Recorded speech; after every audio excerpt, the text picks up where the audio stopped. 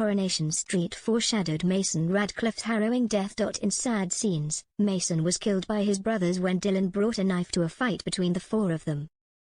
Whilst Dylan managed to get away, Mason was fatally stabbed by his siblings, who are now on the run.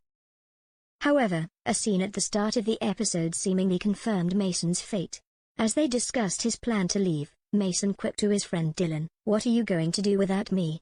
Dylan then replied, "I'll live," which seemingly foreshadowed his death. Speaking about the audience seeing a different side of Mason, Lucas said he was glad viewers got to see that before he left. It would have been such a shame for him to go out with the same attitude as he came in with. There's been a lot of warmth from Mason recently, especially with Betsy, so it's been nice to play and see the different side to him and realize that he's actually a human after all. This all adds to the gravity of his death, the story, and raising more awareness of knife crime and how it is such a detrimental effect for everyone involved, he said of the important scenes. Over the months, Luca has had some powerful scenes on the cobbles, but his first ever. He shared, "It's a difficult one, but I'd probably say the first ever time I stepped on the set on my first day.